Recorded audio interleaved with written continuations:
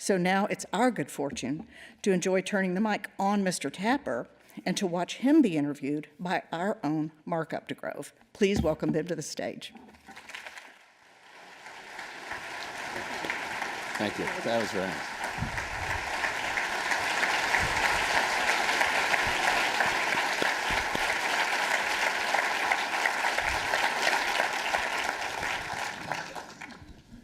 Howdy.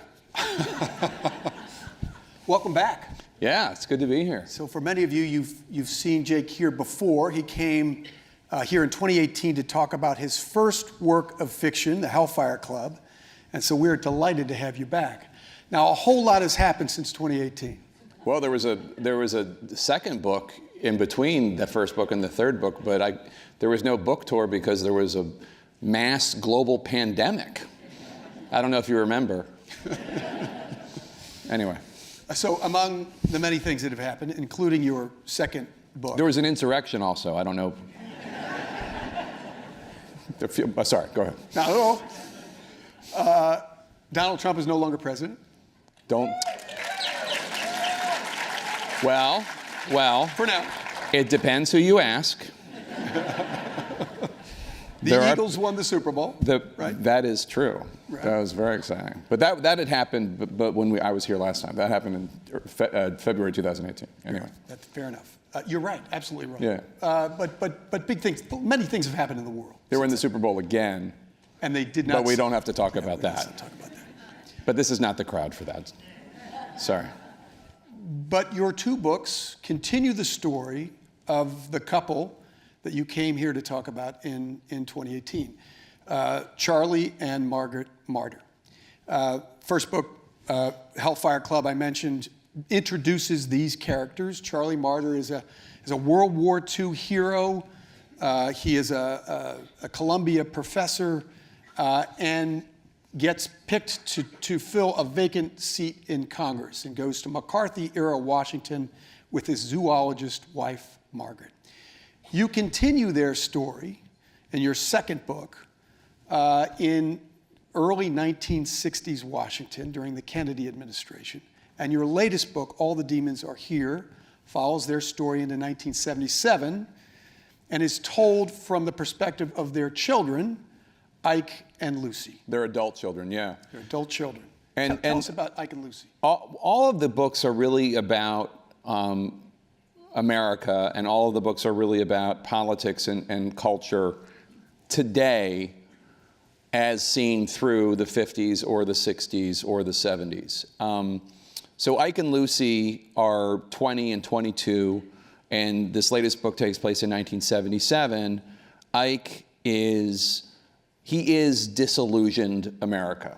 And in 1977, as probably some of the people here remember, post-Watergate, post-Vietnam War, the nation was very disillusioned. They didn't know who they could believe. They didn't know who they could trust. Ike is that. Ike is an AWOL Marine. He's been involved in an operation abroad that has gone awry. He's left Bethesda Naval Hospital, and he is now in Montana working on the pit crew of legendary stuntman Evel Knievel. And his sister Lucy is 22, and she is an aspiring journalist. She wants to be the next Woodward or Bernstein. She's working for the Washington Star, and she gets wooed away from the Washington Star by this charming, dashing British family that has come to start a new tabloid in Washington, D.C., the Washington Sentinel. This family, the Lyon family, is very directly based on the Murdochs and is very directly about how in 1977, that's the year that tabloid journalism really exploded in the United States. In New York at the time, 1977, that was the summer of Sam. That was the Son of Sam serial killer. And that's when the New York Times, the New York Post and the New York Daily News really increased circulation and newsstand sales by scaring the bejesus out of New Yorkers with this, by telling the story of this serial killer.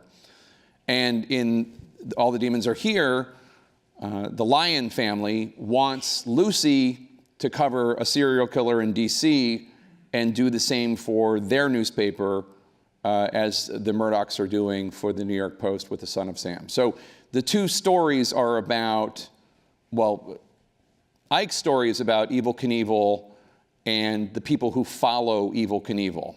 And that's a story about Evel Knievel running for president, which he actually did in 1972, kind of like a stunt campaign. But in the book, I have him launching more of a serious campaign and leading a bunch of followers across the country, people who have grievances and issues with the government. And that storyline is about, well, it's about the suspension of, it's about the tension of what are they going to do when they get to the government, when they get to Washington. And it's about followers following a demagogue. And the other story is about the danger of tabloid journalism and what it can do when you put sensationalism ahead of facts. So in all these books, I try to talk about things going on today through the perspective of things that went on in the past. So you've done, one of the interesting things about your works of fiction is they have extensive endnotes. They do have extensive endnotes, and I do that because I'm the kind of person that when I watch a movie based on a real story, I then spend the next 2 hours on Google trying to figure out what's real, what's not real. One of my favorite websites is His History versus Hollywood, where they do a lot of that work for you. And it really, honestly, ruins a lot of movies for you. Like, if you don't want to know what's real and what's not real about Rudy, I won't ruin it for you. But suffice it to say, the fictional version is a lot more exciting. Yeah, I'm the kind of person that wants to know. And one of the fun things for me is how many people say, I thought you made that up, and actually, that's real. And I'm like, yeah, I found that, and that was actually real. So one of the things that I found fascinating from the first book, which also had extensive endnotes, The Hellfire Club, is that Joe McCarthy, when he was drinking, would eat an entire stick of butter. Yeah. And I True. Right. And I found that out through your endnotes. Yeah, I read this amazing book by Jack Anderson, the legendary muckraker. Jack Anderson wrote a great biography of McCarthy in 1952. And it had all these amazing details. This is 2 years before McCarthy was censured, 2 years before Murrow went after him, et cetera. And it had this amazing detail that he would eat a stick of butter while he drank, which he often did. And it was just so, I mean, who does that? It was such a great detail. So what details... Apologies if any of you do that. What details did you find particularly revelatory as you were researching the times and the people in All the Demons Are Here? I mean, I think the thing that was the most interesting to me about, well, I mean, about Evel Knievel was just such a fascinating character. His charm completely, this is the first of the 3 books, this is the first era that I was alive for. I was 8 in 1977, so I don't remember most of this. I remember Elvis dying, and I remember the energy crisis, but I don't remember Studio 54. I don't remember, I do remember Elvis dying, like I said. I don't remember The Son of Sam. I assume my parents turned off the news when I came in the room, or whatever. I don't know exactly. But Evel Knievel, I remember my friends that had the lunchbox, the Evel Knievel lunchbox, and I remember my friends that had the wind-up motorcycle.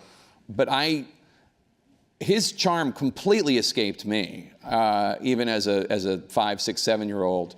I was watching, I guess, PBS while my friends were watching ABC Wide World of Sports, and so I never saw that stuff. But a friend of mine said, you really, if you're writing about the 70s, you need to learn about Evel Knievel. And he was right, because he is this quintessentially American character, showman, P.T. Barnum. There is a Trump-esque quality to him in the sense that he is able to just play with the media and get them to cover everything he does and shoot from the hip. I don't even mean it in a pejorative way. But he is one of these quintessentially American characters that is able to get attention and get a following. And he had a cane that he would unscrew the handle and then he would pour wild turkey from the cane. That was a real thing he had. But the more I read about him, the more it made sense that his life rights, which Hollywood is, different actors have had his life rights for years and nobody has made the Evel Knievel movie. And the more I read about him or watched documentaries about him, the more I understood why, which is he's just an awful person, just a horrible, horrible guy. And there's no third act arc. Like he doesn't become a different guy at the end of his life. Horrible guy, becomes famous, worse guy, less famous, even worse guy dies. So it makes sense why they couldn't make a movie out of him. But he's great for like, a foil for my characters to play off of. So I guess, but the fact that all this stuff happened in 1977 was the weirdest thing for me. Jimmy Carter's inaugurated, Star Wars, Saturday Night Fever, Studio 54 opens, Evel Knievel literally jumps sharks, Fonz 8 months later jumps sharks, Summer of Sam, Rise of Tabloid Journalism, New York City Blackout. I mean, just all of these. And Elvis died. Elvis dies. Yeah. Just one after the other, all in this 1 year was just really, really bizarre. Before we get off the subject of Evel Knievel, you reminded me in the book that he went to jail. Talk about that. 1977 is the year that Evel Knievel's career truly, it never really recovers because he had a PR guy. So he ends up, in 1974, he's on the cover of Sports Illustrated, which is ridiculous because he was not an athlete. He jumped motorcycles over buses, but that's not athletics. But anyway, in 1974, he was on the cover of Sports Illustrated and Rolling Stone for trying to jump over Snake River Canyon in Idaho. And for those of you who remember, it wasn't even on a motorcycle. It was like in like a rocket ship from like Roadrunner, Wile E. Coyote cartoons. Like Acme made it. And it didn't make it across. Like he almost died. It was just ridiculous. And so the PR guy he had for that was this guy named Shelley Saltman. And Shelley Saltman was recording everything with like a tape recorder. And he wrote a book about Evel Knievel. And it came out in 1977. That also happened. And it was his words, and it was Evel Knievel bragging about his extracurricular activities and such, and anti-Semitism, and whatever, everything that made Evel Knievel a horrible person. And Evel Knievel flew to Los Angeles and with some thug found Shelley Saltman on some Hollywood lot and with a baseball bat, beat the living tar out of him, and then he went to jail. That was pretty much the end of Evel Knievel's career. It's remarkable. Yeah, and that's toward the end of the book. But yeah, spoiler alert. Yeah, it doesn't really spoil the book. But it's just weird because people don't even remember that part of the story, really. Yeah, that's exactly right. I was reminded of it when I was reading the book. I had totally forgotten that. So you had written 3 works of nonfiction before you wrote the Hellfire Club. Yeah, I wrote early in my career, I wrote a quickie biography of Jesse Ventura right after he was elected governor. I wrote a book about the Florida recount right after that in 2001. And then I wrote a book about Afghanistan called The Outpost that came out in 2012 that they made into a movie that was supposed to debut at South by Southwest in March 2020. You're way ahead of me. Yeah, anyway, and then so people saw it on pay-per-view at home. Why fiction? What was the impetus for you taking up the pen to write fiction? I'd always been interested in fiction. I wanted to be a cartoonist when I was a kid and then in college, and I wrote a novel in my 20s that never got published, but it got me an agent. And I'm a fan of fiction. It allows you to explore different parts of your brain than nonfiction does. It's completely different. It's more challenging in a lot of ways than nonfiction is. Nonfiction's more work in terms of interviews and fact checking and all that, but fiction is more difficult because you have to make it all up. You have to put the pieces together. So it's and also just it's more of an escape for me from the world of nonfiction that I deal in, day out, that is generally can be difficult on. I don't want to complain. I have a great job, but especially during COVID, for example, it was fun to take an hour and spend it with the Rat Pack for the second book. Right. The second book takes place in DC and Los Angeles with Frank Sinatra and Dean Martin and whatever. So that was fun to my kids are learning remotely and I'm covering, 50,000 people are now dead. It's, whatever. And okay, hold on. And I take an hour and I'm drinking wine with Frank Sinatra. Okay, now I'm back in the real world. That was a nice hour. You know what I mean? What was the impetus of these characters? Charlie and Margaret? I wanted to have them be a couple because I feel like I read a lot of books about, the single man detective who, like the James Bond type. And I love those books. I read them. I enjoy them. But I'm a happily married guy, and I feel like I like the Nick and Nora books, the Thin Man books also, and those movies. And I thought it'd be fun to have a couple that are in love, and it's not just about sleeping with somebody to get a clue or whatever, to have them be a unit and have their marriage also be a character, and have the woman also be, not just an appendage of her husband, but have her be a strong, if not stronger, character than him. And so for that reason, I always make sure that I have strong woman editors checking out the book, and because I want to write books for 2023, not 1952. And actually, I got criticized. For the Hellfire Club, the Washington Post reviewer criticized Charlie. They described him as a pink hat wearing, this is, right after the Women's March. They thought he was too sensitive, kind of character. But so, I don't know if I thought that, but I did think, I wanted the characters to be, if not, I don't think they were too enlightened, but I wanted them to be in love and I wanted them to be equal. And I thought that was important, and because I thought it was different. And also I thought it would be a challenge. And so I did that for the first book, and then I did that for the second book. It's not, by the way, that they're perfectly, one of the two almost cheats on the other in the first book, and then the other one almost cheats on the other in the second book. They don't, so don't worry. Neither of them cheats, but they're tempted, and then the next temptation, the next challenge was in this book. Instead of writing in third person, I wrote in first person, and I alternated. I had Lucy tell a story. Lucy writes one chapter, then Ike writes one chapter, and I go back and forth.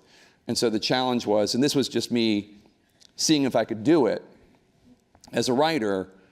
Trying to write as one character, and can I convincingly write as a 20-year-old Marine, and then in the next chapter write as a 22-year-old woman journalist?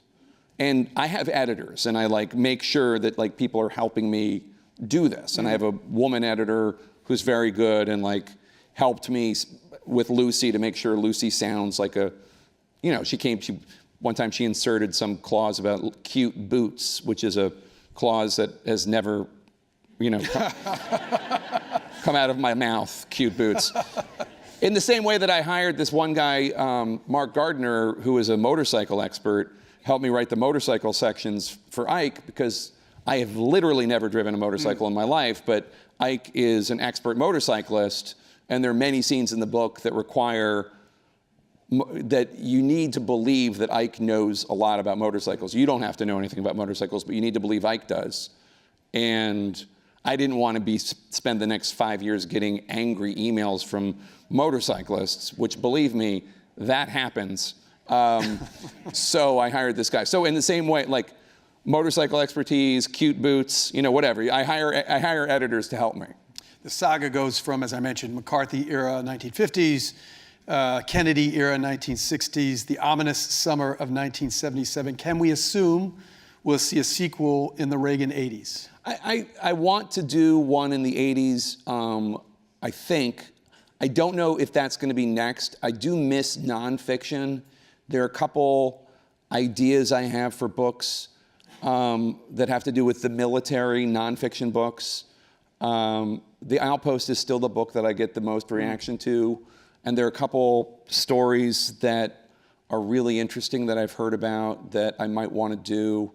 One of which has to do with this really interesting story I heard about these prosecutors that can I tell the story? It's just, so it starts on an Italian yacht, an Italian cruise ship in 2011 during the Arab Spring. It's the Arab Spring, so all these refugees are fleeing Libya and Tunisia. And all the southern Italian islands are just being swamped with refugees. So Berlusconi is commandeering cruise ships. And on one of these cruise ships one time, taking migrants from Lampedusa Island, which is just the southernmost island, is this Italian, Green Beret. And this migrant comes up to him, this 5-foot African guy, and says, "Can I have some water?" and gives him some water. And he notices that the 5-foot guy has like some bullet wounds on him, and he asks him how he got them. And it comes out that the guys, well, eventually he's like, "Well, I got them fighting in Afghanistan." Long story short, he says, "Well, I'm in Al-Qaeda. I don't really belong with the riffraff here, with the migrants. I'm a senior member of Al-Qaeda." Eventually they take him to another room. They start interrogating him. He starts getting mad. Eventually he starts freaking out. They sedate him. They take him back to the mainland. And then they call the Americans and they say, "This guy says his name is such and such, and he's in Al-Qaeda. Do you want him? Because we can only hold him for 30 days. He attacked one of our guards, but that's all we can do." The Americans know the name. They fly to Italy. They confirm it's him. And now they have a clock ticking because they only have a limited amount of time to prove that he is who he says he is, that he killed Americans in this battle in Afghanistan, and to be able to prove it in a court of law so that they can convict him and send him to a jail in America.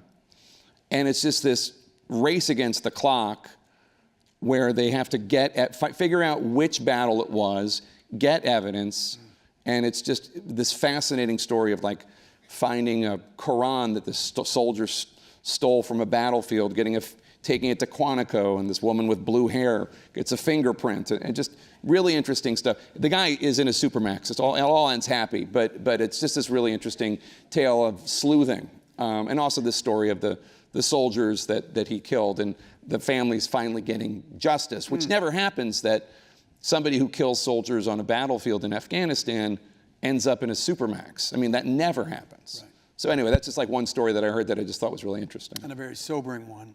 And let me share I'm going to pivot to your day job, Jake, and share some sobering poll numbers from a poll that Gallup did last year relating to Americans' faith in news media, which reveals that 34% of Americans have a great deal or a fair amount of confidence in news media. The lowest in history in the poll, with the exception of 2016, where it cratered and then went back up. In the same poll, 38% say they have no trust in news media. It's the first time that number has exceeded those who have at least some trust in news media. Let me shed further light on it. 70% of Republicans have no trust in media. 14% of Democrats have no trust in media. So there's great disparity between the parties. How do we make sense of those very sobering statistics? It's not complicated. I mean, Donald Trump, the entire, not the entire, a lot of the Republican Party and the entire right-wing ecosystem has been saying since 2015, you can't trust the news media, it's all fake news. That's, I mean, if you turn on Fox or click on Breitbart or turn on, you know, whatever Donald Trump is saying right now, it's just nonstop. You can't trust the media, you can't trust the media, you can't trust the media. It does, now if we say if I say something that they like, they will repeat it. But I mean, that's the, now, do they do that because they actually think that we're not telling the truth? No. Right. Fox does it because it's a business decision. They are trying to discredit us so people watch only and trust only them. Donald Trump told Leslie Stahl, she said to him, "Why do you do that? Why do you say that?"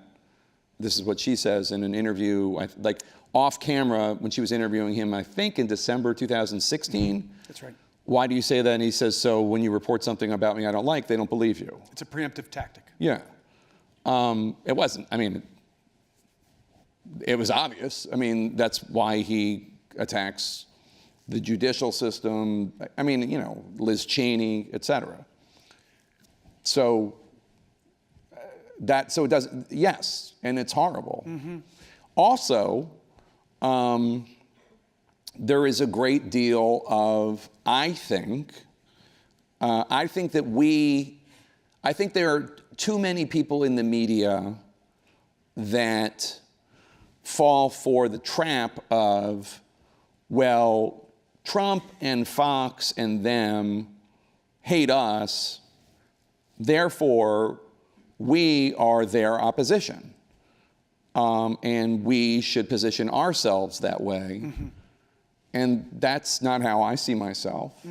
I see lies as our opposition. But if Donald Trump is doing something interesting in terms of trying to appeal to automakers, I'm going to report that. I mean, I might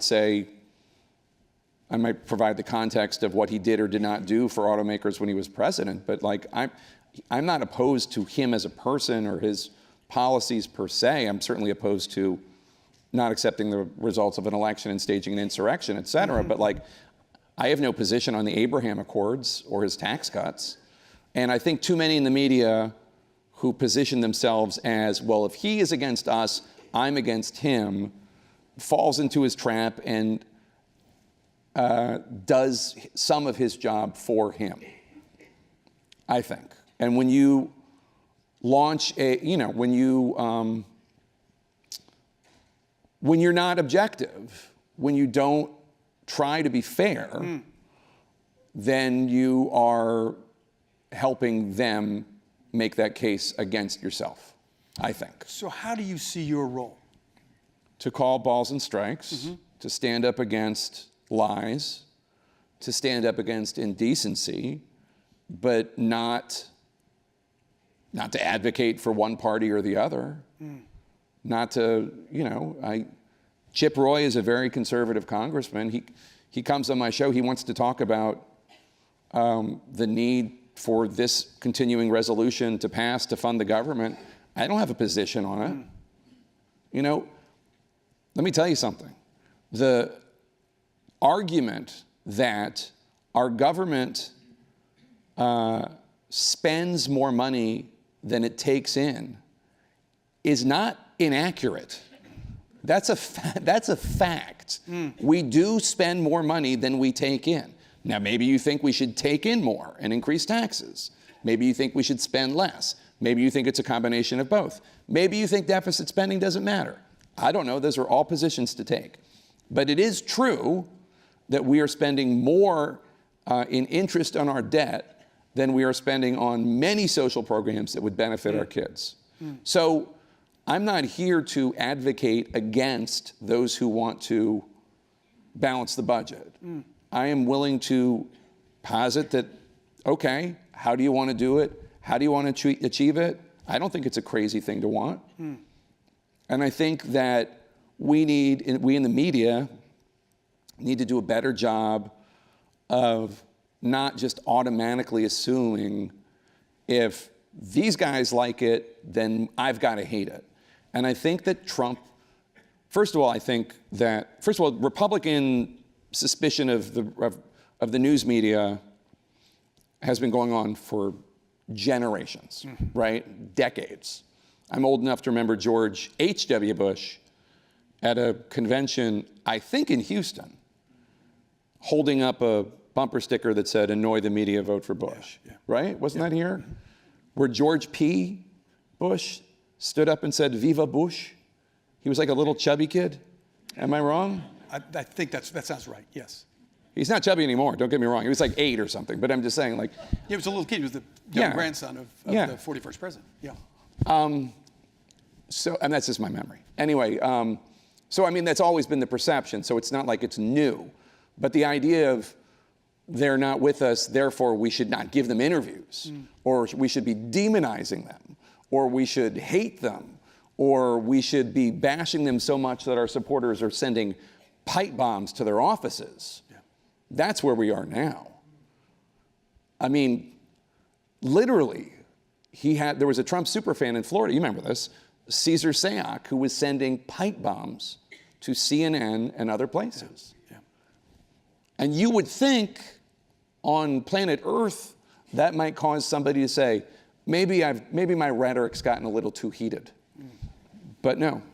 So I'm not here to say like that isn't obscene. It is. Of course, it's horrible. But I also think that like the disruption that he caused, and he's a disruptor, sometimes for good, often for ill, shouldn't make us lose our equilibrium so much that we don't even try to be fair about issues and debates and such. You moved to Washington in 1998, the tail end of the Clinton administration. Did I move into Washington? No, I moved to Washington in... Is it not 98? No, I moved to Washington in 1992. Oh. Yeah, I worked for a member of Congress. I worked for I graduated from college, went to film school, hated it, came back home, had no idea what I wanted to do with my life, completely miserable. If there's anybody here who is in college or just out of college, I did not become a full-time journalist until I was like 28 or 29. Please do not put pressure on yourself that you have to have everything figured out by 22 or 23. Please do not. Take some time. Please. You will figure it out. You're going to be okay. Honestly, I swear to God. And there are going to be people there who are like law school, business school, and you're going to be like, oh my God, they have everything figured out. And you're going to be fine. Do not worry. Anyway, so I had no idea what I wanted to do. I picked up the paper. A family friend was running for Congress. I called her. She said, come on out. I went out to her house. It was like her, some friend of hers, and me, and we started I started writing position papers for her.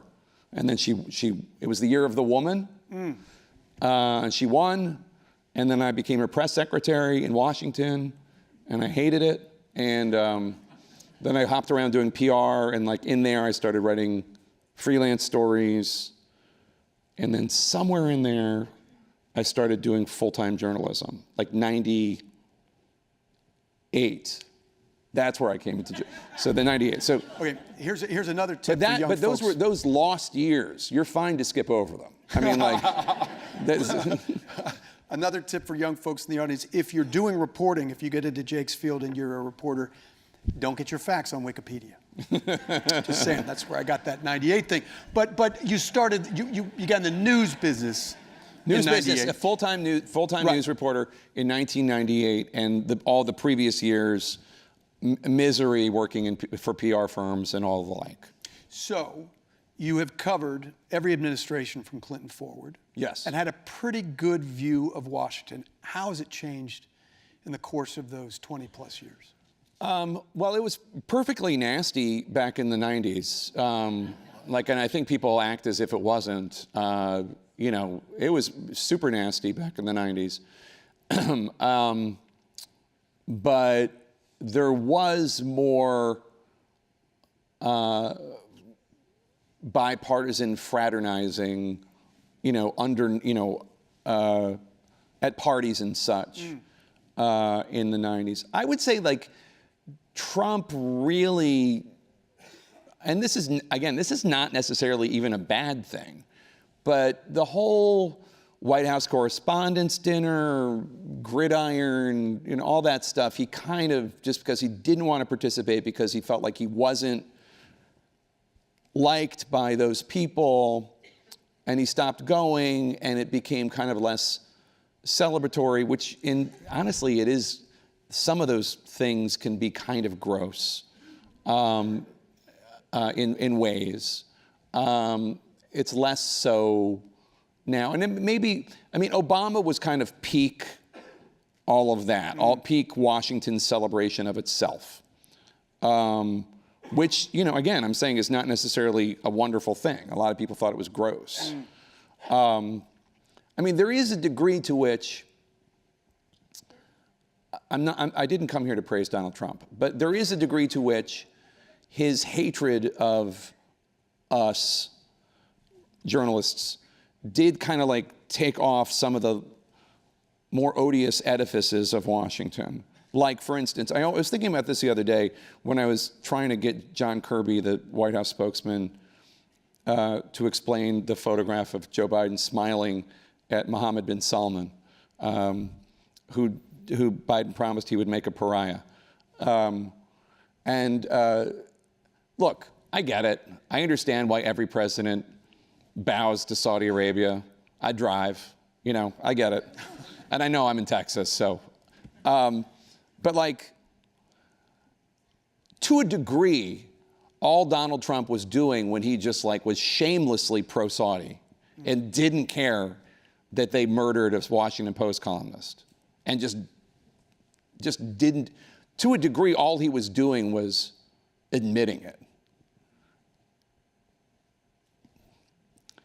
That's what I was thinking when I was interviewing Kirby. That doesn't make it good, but it kind of exposes the hypocrisy of it all.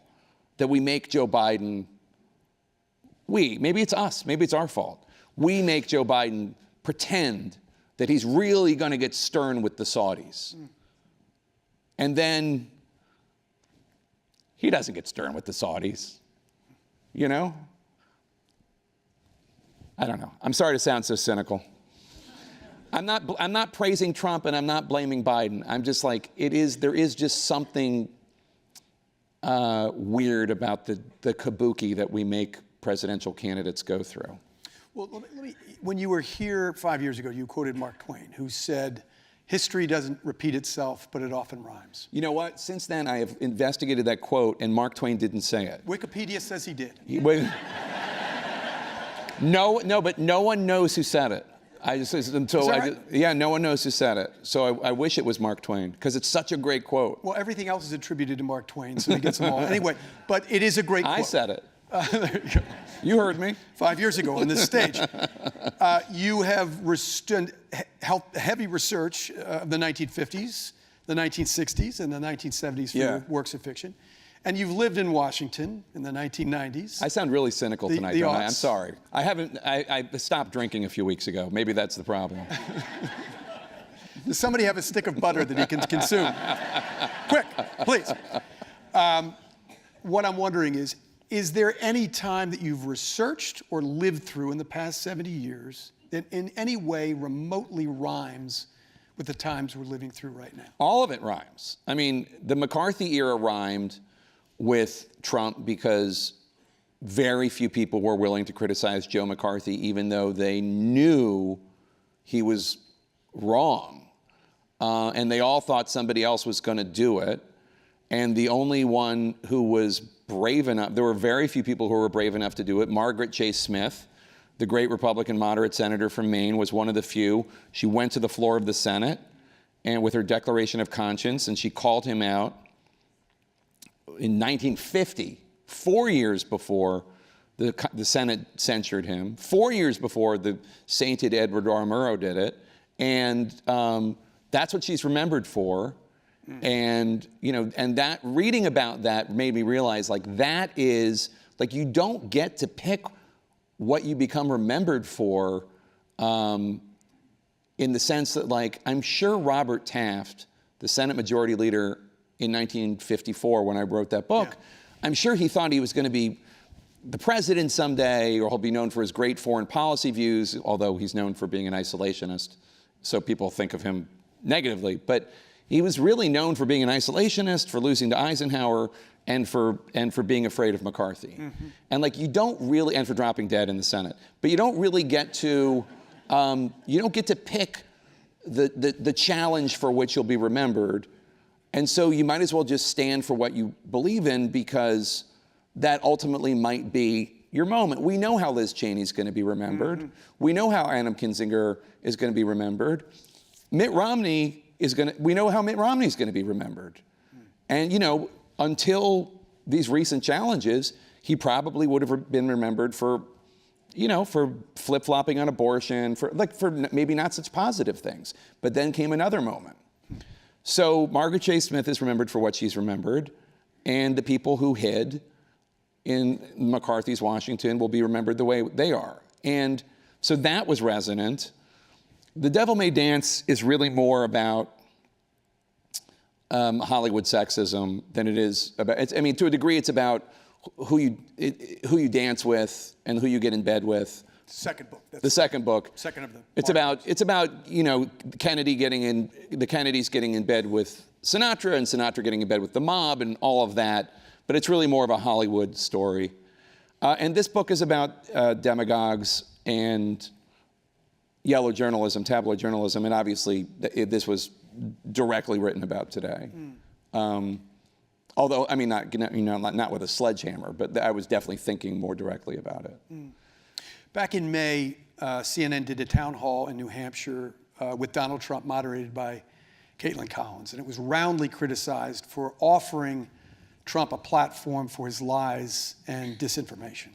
We did what? I'm sure I got that one right. But if you were to stage that town hall today, what would you change? So I guess here are the questions that I would ask about the criticism of the town hall. I guess, first of all, there is this, and I really mean this as very sincere questions. Because I have now done a town hall with Vice President Pence when his book came out last year, and I did a town hall with Ambassador Nikki Haley in Iowa. And I guess one question I have is, do you think the town hall format, and do you think the idea of it is a good thing to do? I mean, I do. But I can understand people think it's just an advertisement for the candidate, or, why even do it? It's because it is, as a format, it's not the hardest hitting format. Right. It is, if you're doing it, if you're Joe Biden, it's Democrats and Democrat-leading independents in New Hampshire or Iowa or whatever. So it is generally going to be a friendly audience and generally issues that you want to talk about. And maybe I'll follow up here and there, but it's generally going to be not the toughest situation. So that's one. And then there's the argument, and this is obviously the big question: do you treat Donald Trump like you treat any other candidate? Right. And obviously that is an institutional question for any institution, any news organization. And some people say you have to, and some people say you can't. He's not, in terms of the number of falsehoods he tells, in terms of the insurrection he led. And then there is the question of, if you do it, how do you do it? Is it live? Is it on tape? If it's on tape, do you fact check it? And then there's the question about, NBC was thoroughly criticized for even just doing an interview with him. Yeah. And how they did the interview. Yeah. And I'm amenable to all of these criticisms, and I get it, but I just also think the media is in very difficult situation because he is, in all likelihood, going to be the Republican nominee. Yeah. And the polls indicate that it is, at the very least, going to be a very competitive race. He's going to win this state. That's not even a question. And he could very well be elected again. And what is our responsibility? Is our responsibility to deny him a platform at all? Are we supposed to provide him a platform but challenge him aggressively? I mean, none of these are easy questions and answers. So I don't have answers for you. I was not 100%, I was not involved in any of it other than after the town hall, Andres and I co-anchored the response. I think the world of Caitlin Collins. I think she did an impossible job, and she tried to fact check him as much as she could. But it's very difficult to do. Elizabeth mentioned the people that you've just interviewed in the last year, and you've interviewed a president or two. You interviewed Donald Trump several times, but not since 2016. What is it like to interview Donald Trump? So the last time I interviewed Donald Trump was, I think, June of 2016. He was being sued for the shell game of Trump University.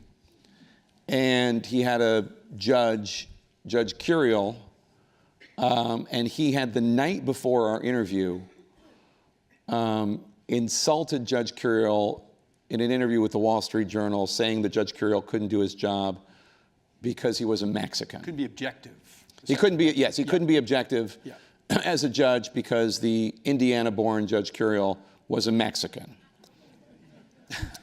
And I saw that, and I had 30 questions, as I always do, and I thought to myself, this is the most important question I'm going to ask him, and I'm not going to stop until I get not till I get an answer, until I get the question out.